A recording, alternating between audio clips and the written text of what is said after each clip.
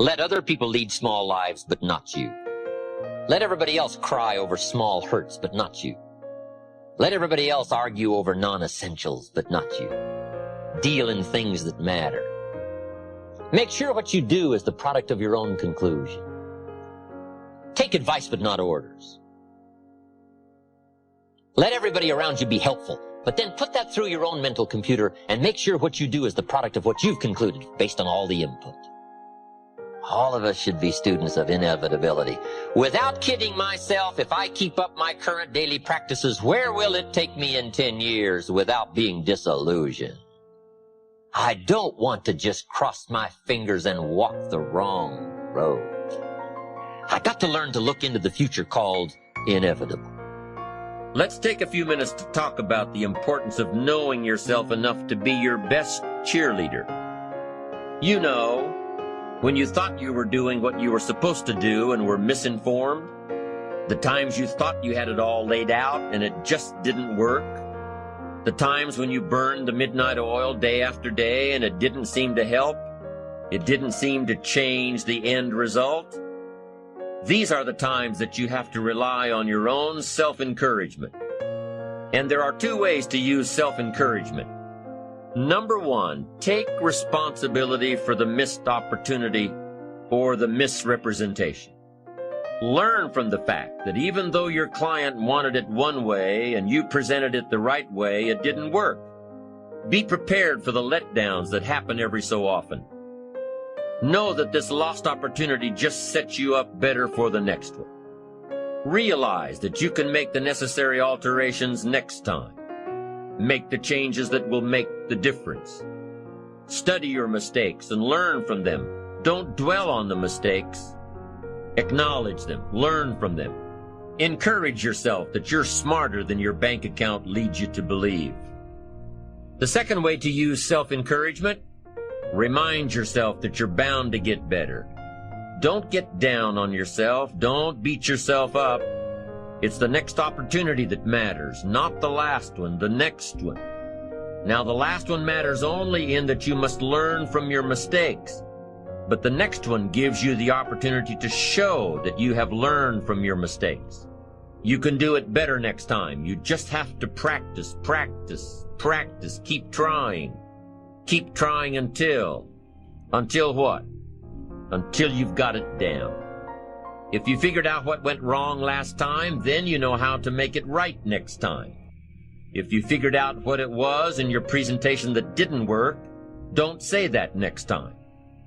If you figured out that the reason you didn't close the deal this time was because you didn't have all the facts and figures in place, have all the facts and figures in place next time.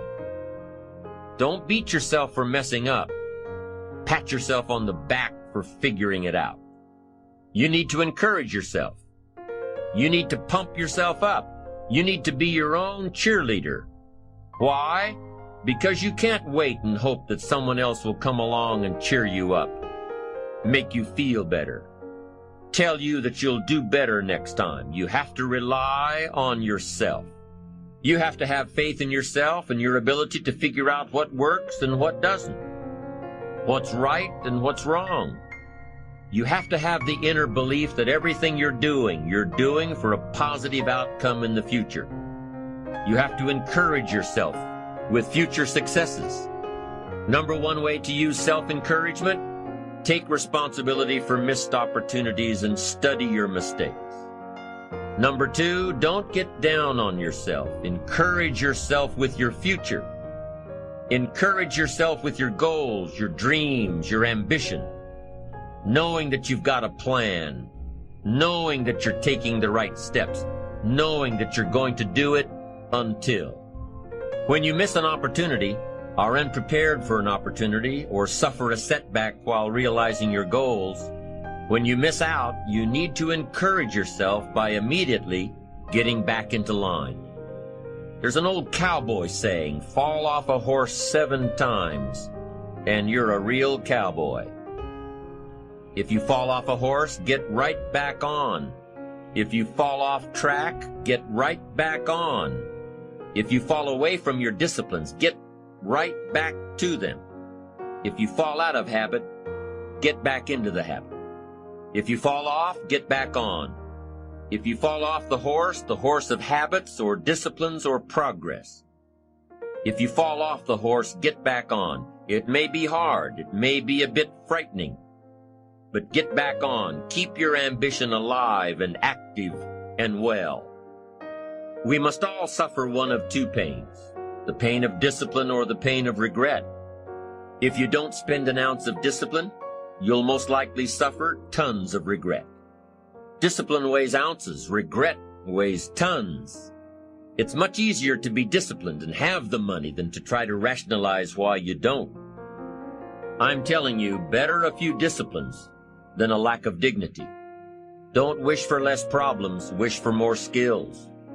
Don't wish for less challenge, wish for more wisdom. Don't wish for it to change out there. Develop yourself to the point that you can truly and totally rely on yourself.